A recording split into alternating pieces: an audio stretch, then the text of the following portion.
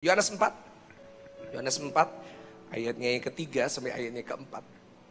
Sama-sama kita baca 1, 2, 3. Ia pun meninggalkan Yudea dan kembali lagi ke Galilea. Ayat berikutnya dikatakan, ia harus melintasi daerah Samaria. Yang percaya sama-sama kita katakan, amin. Ini dua ayat yang Tuhan taruh dalam hati saya dari tadi pagi.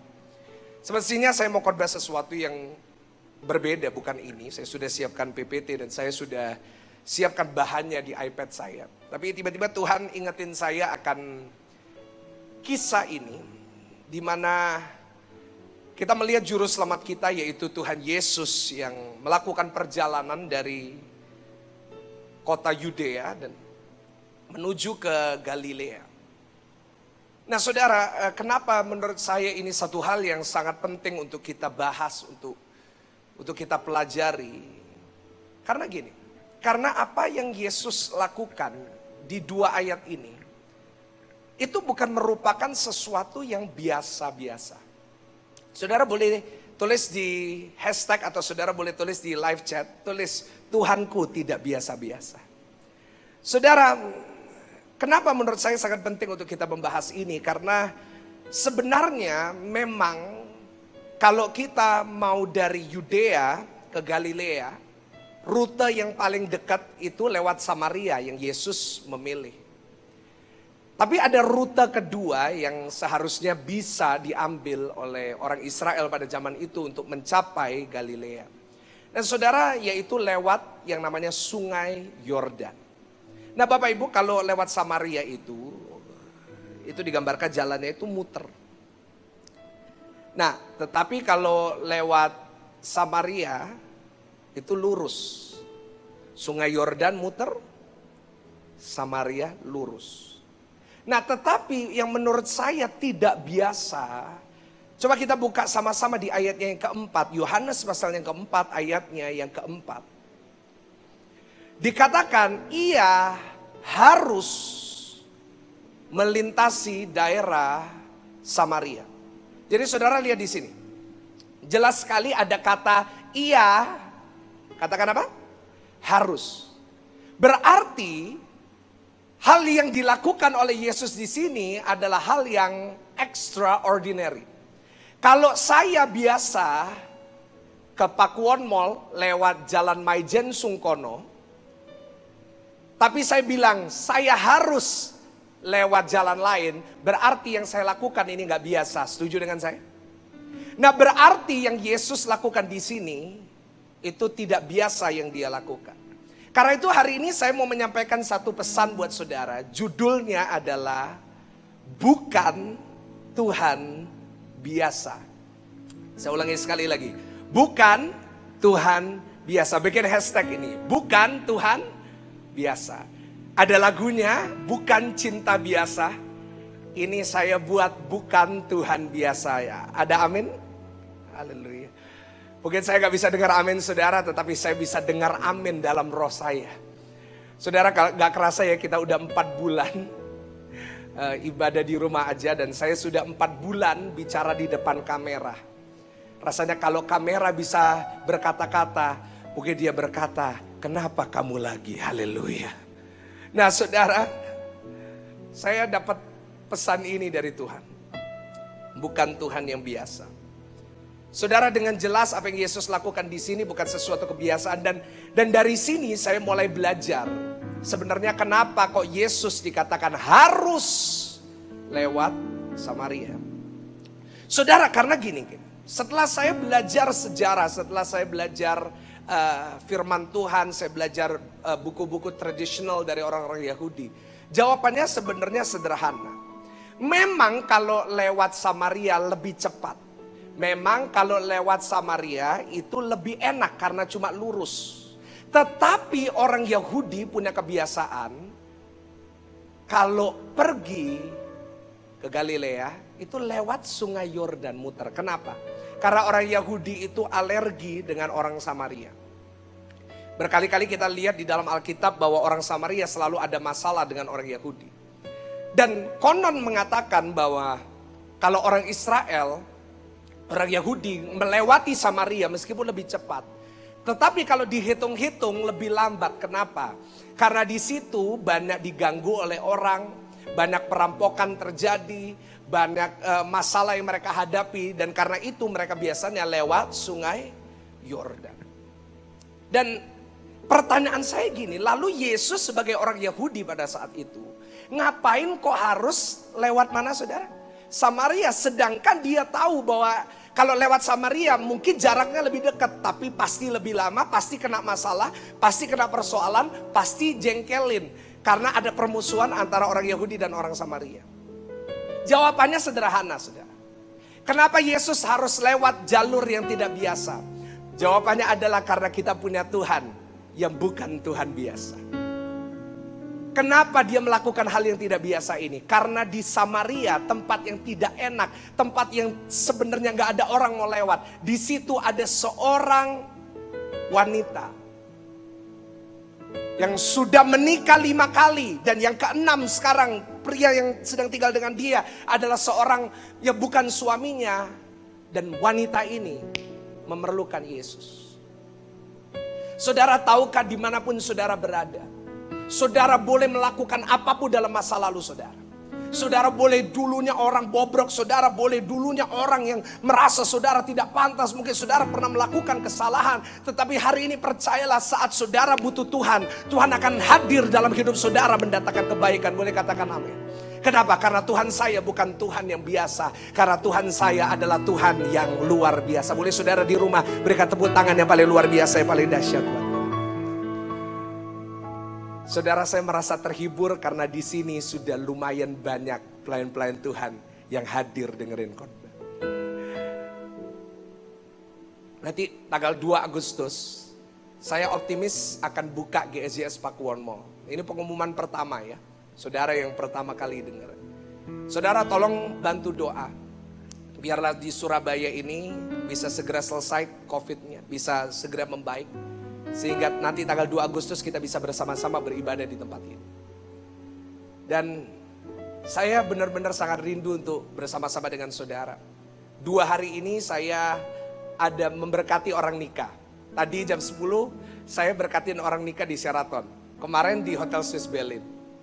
Saudara, saya 2 kali ini saya cuma nyanyi 1 lagu.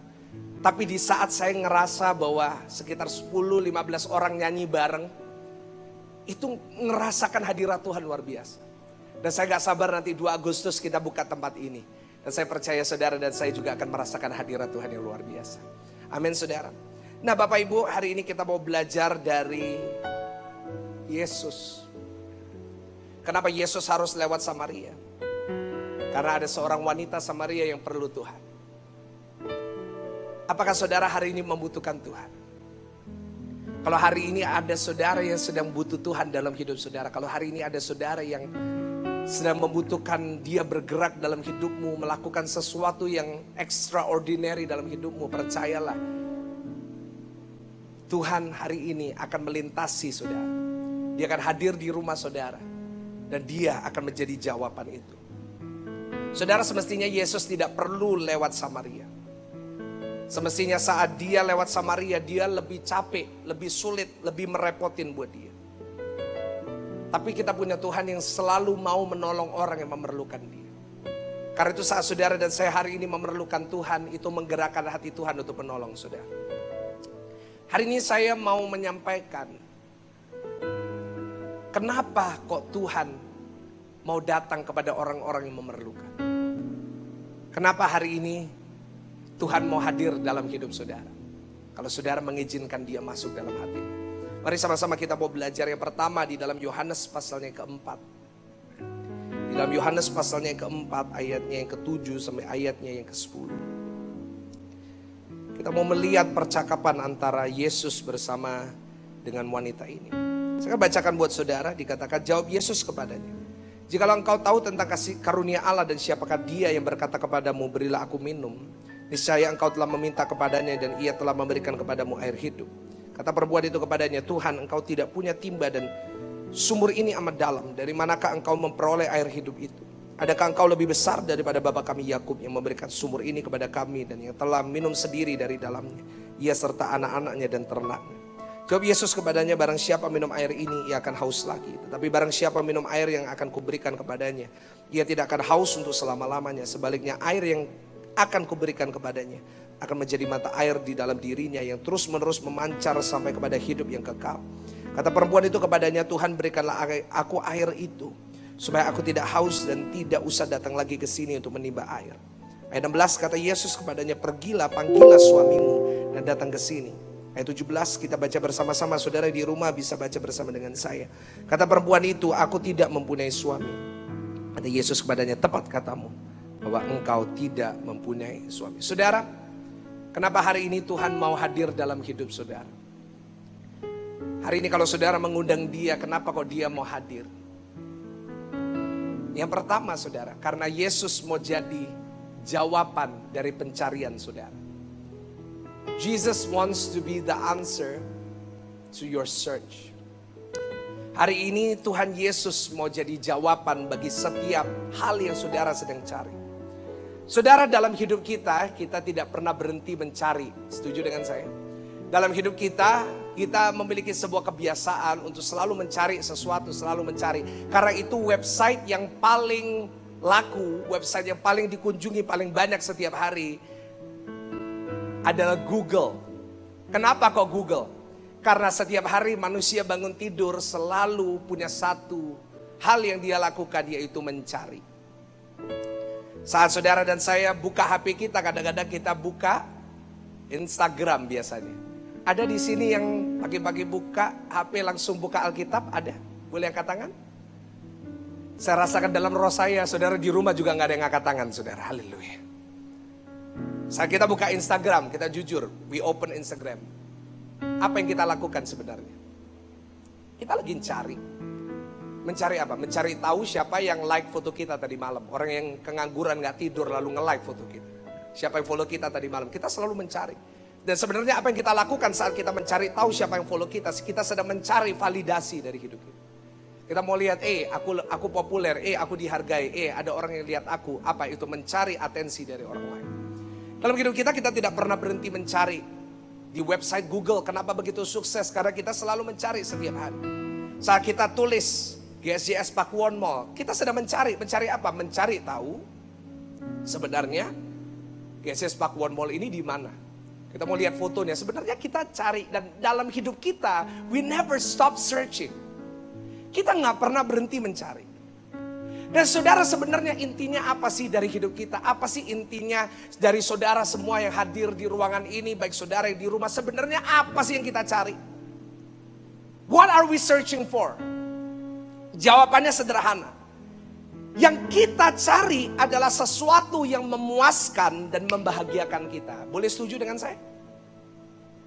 Apapun yang kita lakukan, whatever we are doing, we are always searching for something that will satisfy us, that will make us happy. Apapun yang kita lakukan, we do this. Ngapain kita cari duit? Cari duit supaya bisa makan. Kalau makan jadi apa? Happy. Setuju dengan saya? Saudara dan saya beli tas mahal. Buat apa? To make us feel happy. Kita traveling, sekarang udah gak bisa traveling lagi. Biasanya kita ke Korea, kita ke Jepang, kita ke kemana-mana. I don't know where you're going. Ngapain sih ke sana? To make us feel happy. Segala hal yang kita lakukan, kita bekerja seringkali, we want to be happy and fulfilled. Kita mau dipuasin dalam hidup. Kita cari duit supaya kita bisa beli barang. Ngapain beli barang? Supaya kita bisa bahagia. Kita cari duit untuk beli sepeda. Kenapa beli sepeda? Banyak dari saudara hari-hari ini hobi sepeda. Buat apa? So that we can feel happy. Setuju dengan saya? Dan I do it too. Saya sebagai hamba Tuhan, saya sebagai pendeta, saya juga ngelakuin hal yang sama. We're always searching to make us feel happy. Gereja kita baru upgrade. Mungkin kamera bisa ditampilin. We just bought a Jimmy Jeep Bisa ditampilin? Oh udah gak nututi ya, gak apa-apa. Ya kita baru beli Jimmy Jeep, mungkin tadi saudara lihat pada saat pujian. Bisa dikembalikan ke saya, udah cukup. Seperti gerak, we just bought that. Baru hari ini, baru dipasang tadi pagi. Kenapa kok saya beli? So that I will feel happy too. Saya bisa lihat kualitas dari video gereja semakin bagus. Saya jadi bahagia. We do this all the time. Tapi jujur Bapak Ibu, jujur. Let's be real. Real talk with Michael Gunawan. Itu channel pribadi saya. Let's be real, come on. Seringkali kita tidak menemukan apa yang kita cari. Setuju dengan saya? Seringkali kita sudah punya yang kita mau, kita sudah beli yang kita mau, kita sudah punya rumah yang kita mau, kita sudah punya anak yang kita mau, kita sudah punya segala sesuatu yang kita cari, tetapi jujur seringkali ada banyak hal yang tidak bisa muasin hidup saudara dan saya. Dan seringkali yang kita temukan bukan kebahagiaan, yang kita temukan bukan kepuasan tapi justru kekosongan. Saudara, banyak dari saudara mungkin hari ini yang sedang mendengarkan siaran ini. Mungkin ada saudara yang merasa kosong. Saudara sudah punya segalanya. Saudara sudah dijawab doanya mungkin. Tapi mungkin saudara dan saya hari ini belum menemukan apa yang saudara cari. Nah hari ini saya mau membawa firman ini untuk mengingatkan saudara. Mungkin hari ini saudara tidak menemukan apa yang saudara cari. Dalam uang saudara, dalam rumah saudara, dalam hal yang saudara punya. Tetapi hari ini, jawaban dari segala sesuatu yang saudara cari dalam hidup ini terletak di satu pribadi, namanya Tuhan Yesus.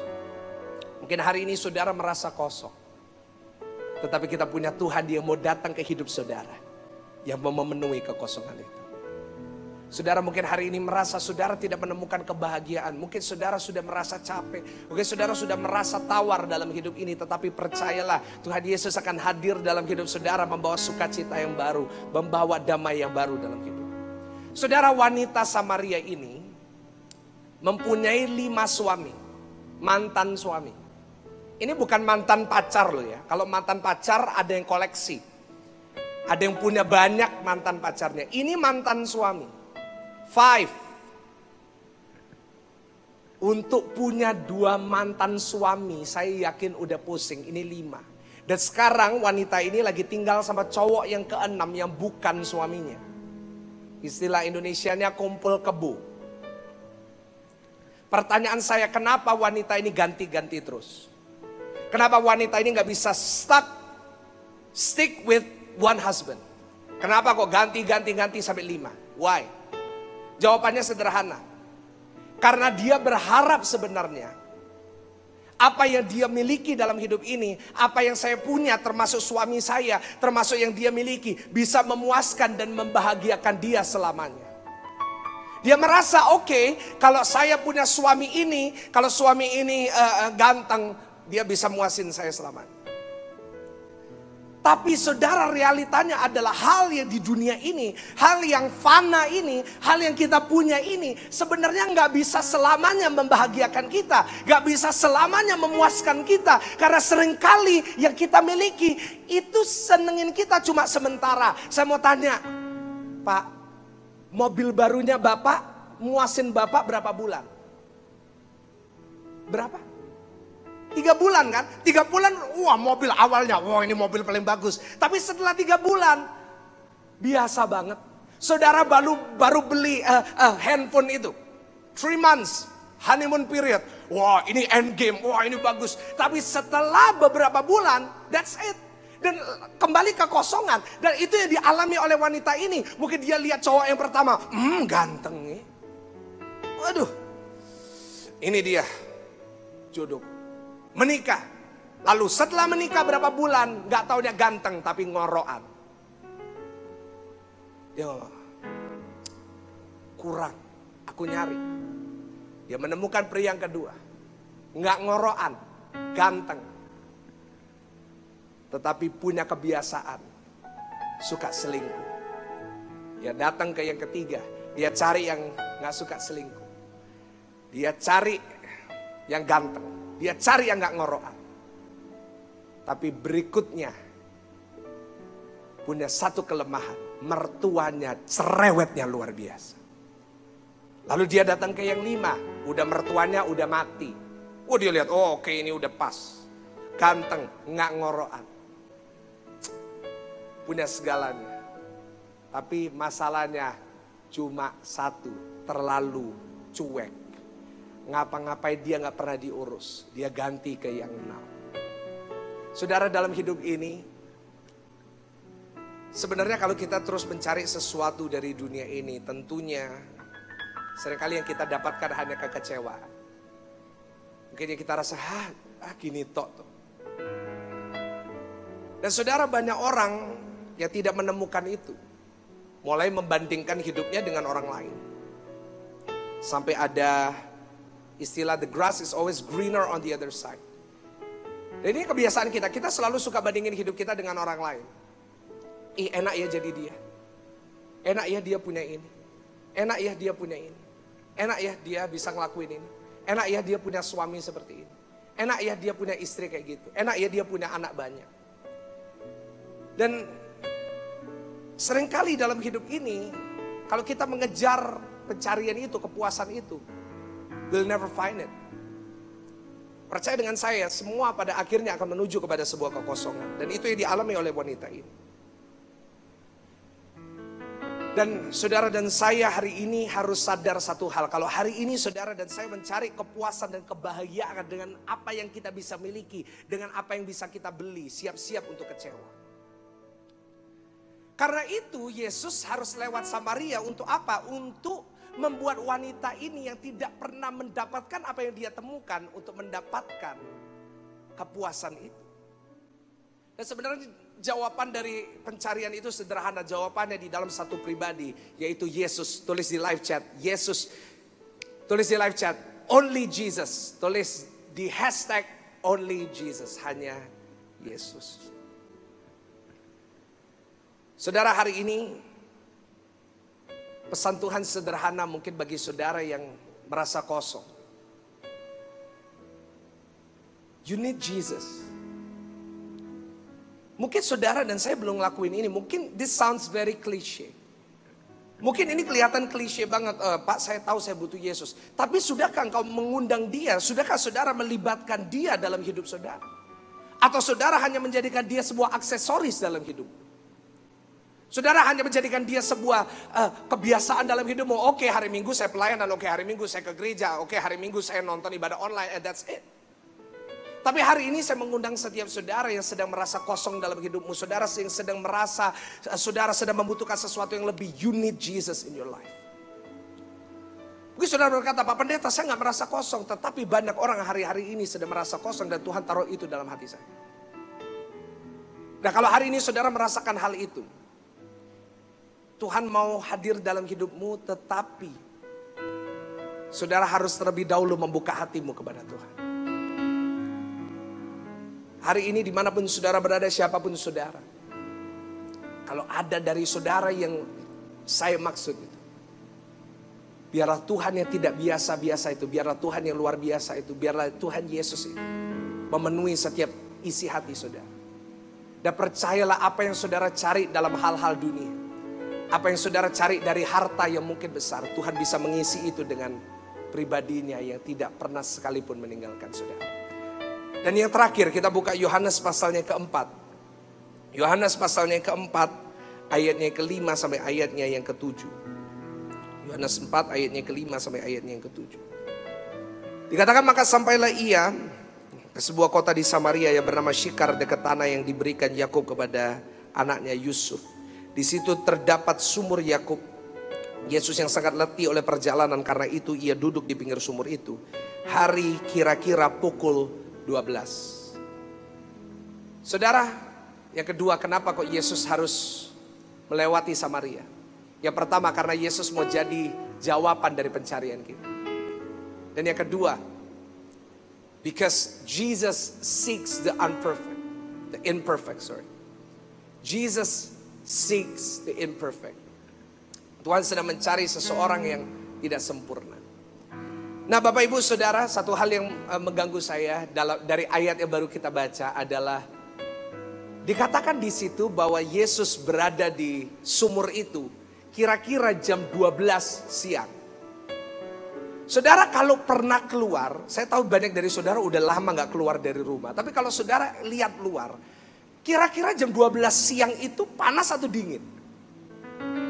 Tentunya jam 12 itu panasnya luar biasa. Karena itu kalau jam 12 saudara gak pernah lihat orang sepedaan di luar.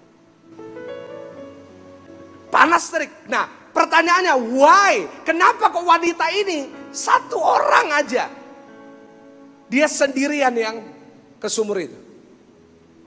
Kenapa gak bareng-bareng yang lain? Karena kalau kita lihat di dalam perjanjian lama, ada seorang wanita yang bernama Ribka, datangnya bukan sendirian, tapi datangnya rombongan. Kenapa wanita ini sendirian datang jam 12 siang? Kenapa? Jawabannya sederhana, karena dia malu. Kenapa malu? Karena dia punya 5 pernikahan yang tidak sempurna. Dia punya 5 pernikahan yang gagal. Dan dia merasa dalam hidup ini gagal. Saudara, wanita ini malu dengan kondisinya. Dia merasa malu, dia merasa gagal, dia merasa putus asa. Sehingga dia menjauhkan diri dari perkumpulan. Sebenarnya kenapa kok wanita ini bisa malu? Karena orang Kristen punya kebiasaan, orang percaya seringkali punya kebiasaan memojokkan orang yang tidak sempurna. Kita suka mengucilkan, you're not part of our gang, you're not part of my group, you're not part of my church. No. Sebenarnya tidak boleh seperti itu, tetapi kita sering melakukan itu. Karena itu tidak heran kenapa banyak orang Kristen berhenti ke gereja. Banyak anak-anak muda tidak mau beribadah. Kenapa? Karena saat kita merasa kita tidak sempurna, saat kita merasa kita punya kekurangan, selalu dipojokin dan selalu dihakimin. Tapi dengerin saya anak-anak muda, dengerin saya siapapun saudara yang sedang mengikuti ibadah ini. Tuhan tidak mencari orang yang sempurna. Tuhan gak pernah cari orang-orang yang bisa melakukan semua dengan baik. No. Tapi justru Tuhan mencari orang yang tidak sempurna seperti wanita Samaria ini. Saudara, di Amerika kekristenan menurun 10%. Mungkin saudara berkata, Pak Pendeta 10% gak terlalu banyak. 10% dari ratusan juta orang itu udah puluhan juta orang. Dan saya membaca research-nya. Kenapa? Karena mereka merasa mereka tidak pantas untuk berada di gereja. Dan mungkin saudara yang sedang mengikuti ibadah ini, mungkin saudara merasa saudara gak pantas. Pak, saya ini loh Pak, mulutnya kadang-kadang gak bener Pak. Pak, saya ini loh Pak, pergaulannya gak baik Pak. Pak, saya ini loh Pak, ketagihan dengan video porno. Pak, saya ini ketagihan dengan seks bebas. Pak, saya ini ketagihan dengan ini. Oke. Tetapi siapakah dari kita yang sempurna? Nobody. Karena itu hari ini Yesus memberikan pesan di sini kepada setiap saudara yang merasa diri saudara tidak sempurna. Saudara seringkali sebagai orang Kristen sejak kecil saya ini selalu secara nggak langsung didoktrinasi bahwa jadi orang Kristen harus sempurna. Buktinya kalau ditanyain satu pertanyaan selalu ada jawaban yang selalu kita berikan. Pertanyaannya sederhana. Apa kabar? Jawabannya selalu luar biasa. Emang selalu luar biasa? Emang gak ada hal-hal yang sedang mengganggu hidup kita? Emang gak ada ketagihan yang kita gak bisa kalahkan? Emang gak ada dosa yang kita gak bisa kalahkan? Tapi seringkali kita dididik, you have to be perfect. Kalau kamu gak sempurna, you don't belong here. You don't belong in our church. Ini adalah budaya yang selalu diciptakan di dalam kekristenan. Pemain musik boleh naik ke atas mimpi. Sehingga kita merasa I have to be good all the time. I have to be awesome all the time. Saya harus luar biasa setiap saat. Seringkali jadi pendeta juga gitu. Dituntut.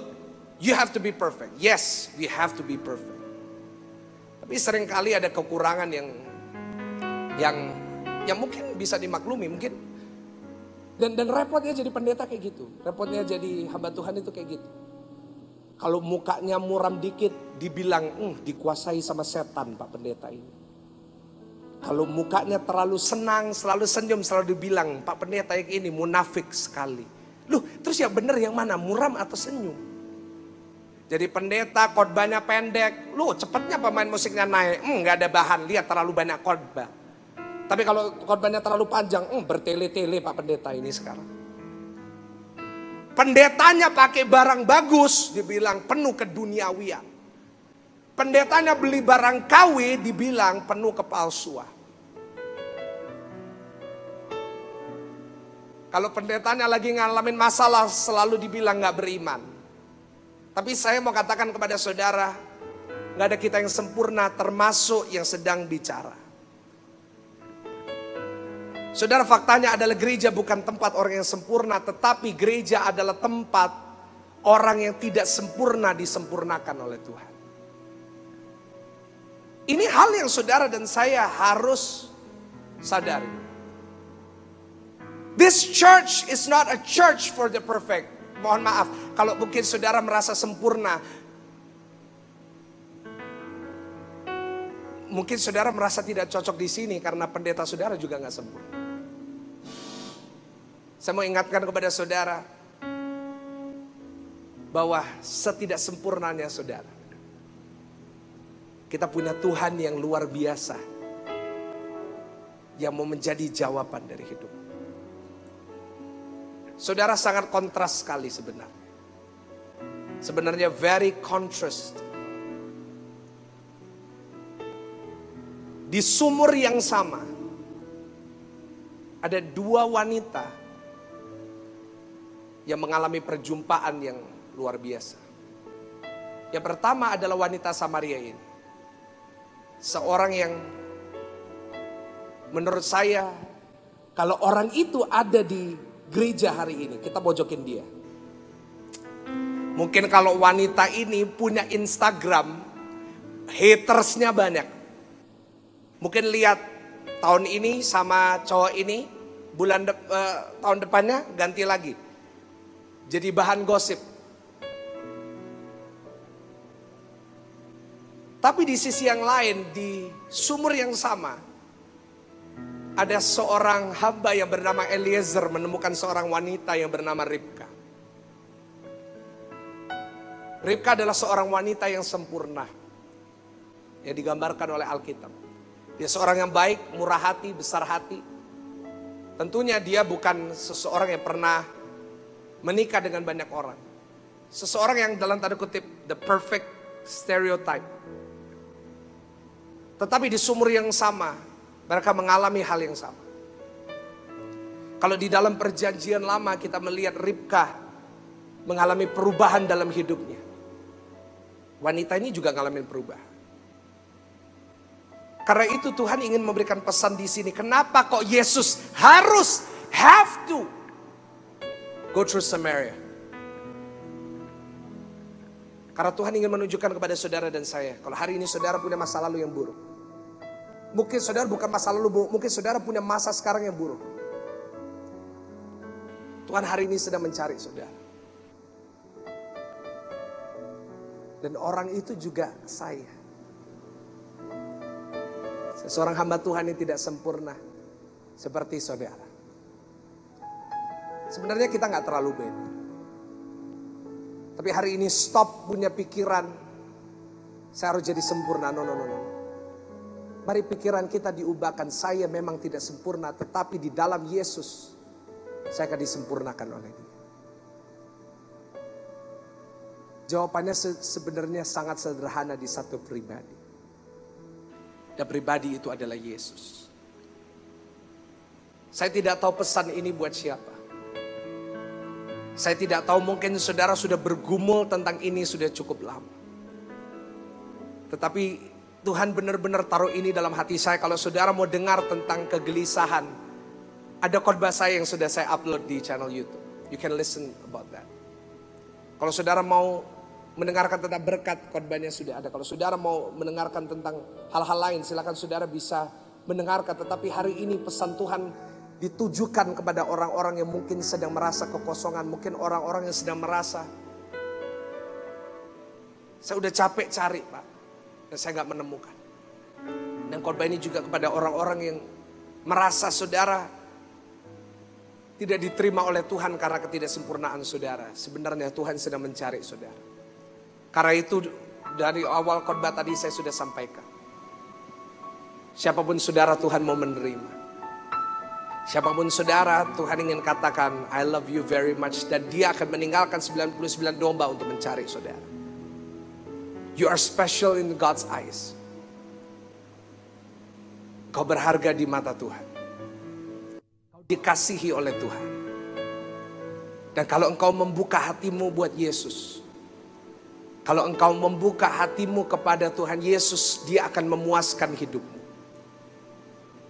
Dia akan mengubah kekosongan itu menjadi kepenuhan sukacita dan damai dari Dia. Dan percayalah hari ini jawaban yang saudara perlukan hanya di satu pribadi, yaitu Yesus. Saya mau mengajak setiap saudara yang berada di rumah maupun di sini. Saya mau mengajak saudara untuk berdoa. Saya tidak akan nyanyi, saya tidak akan lakuin yang lain. Tapi saya mau mengajak saudara untuk mendoakan sebuah doa. Bagi saudara yang merasa dalam hidup ini saudara gak pernah cukup, you're never good enough.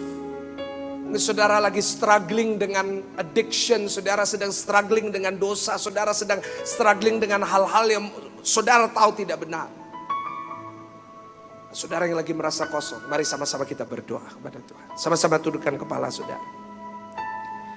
Bapa kami di surga, hari ini hamba-Mu datang kepadamu.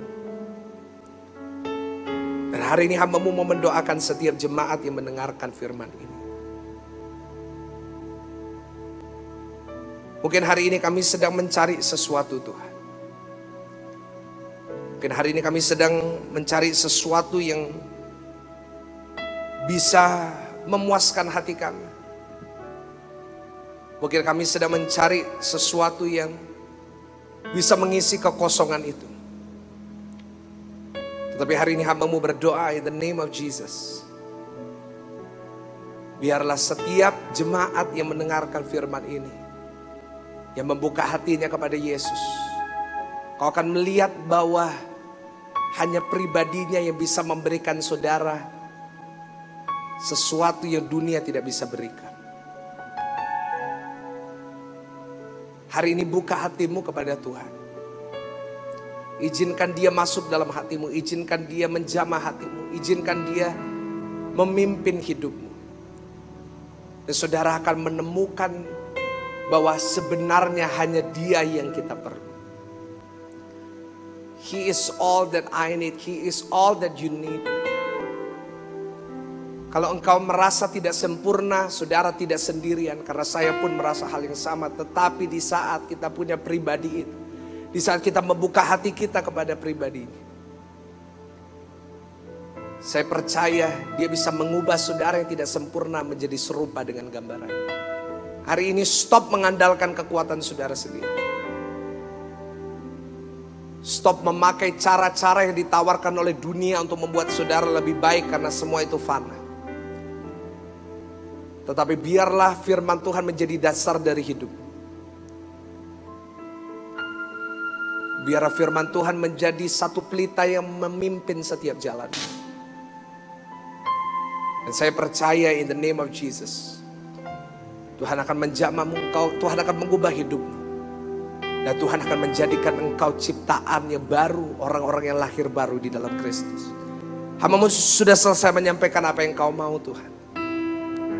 Biarlah Engkau yang beracara sendiri, Roh Kudus Engkau yang menjamah setiap hati kami.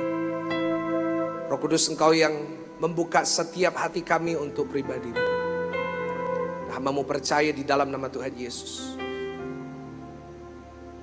Engkau yang sudah menjamah setiap kami. Mari bersama